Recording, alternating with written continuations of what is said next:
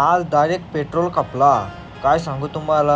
तर चला नमस्कार मित्रांनो, स्वागत आहे. आजची मॉर्निंग 12 वाजता झाली. 12 वाजता झाली लगेच बिलगलो पंखा घालवला. पंखा झालता जाम, म्हणून त्याला बोल तुला खालतीच उतरवत आहो. तसंच मला लागला इकडे दे, तुला ब्लॉक करायला काही जमने. घेतला डिस्मिसनं पंखा खोलून नवीन पंखा टाकला आणि जुन्याला ठेवला खालती. तुझी बोलू गॅरंटी खपली, तू आता खालतीच बसून राहा. तुझी काही इच्छा नाही आता भिंगाची, तू तसंच राहा.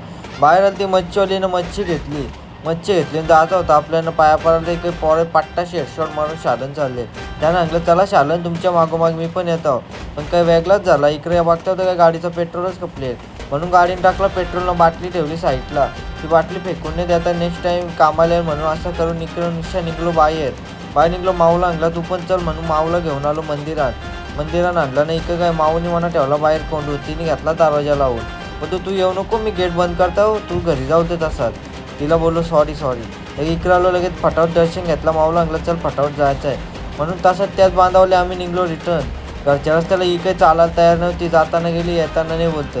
मी तसंच निघलो घरच्या रस्त्याला नाही, सीधा कामाच्या रस्त्याला कुत्र्याला घेऊन आलो. इकडे पाण्याने झोड टाकले म्हणून आराम केला. नंतर मग पाणी कमी टँक टाकलं का आपण त्या वाजला जाऊ गोडाऊनच्या रस्त्याला म्हणून त्याच केला. फटाफट निघलो. तिथल्या बोलत एक कामावलो गाडी फुल पॅक भरली ना. रमेश भाईला बोललो तुझ्या घर पे आधी.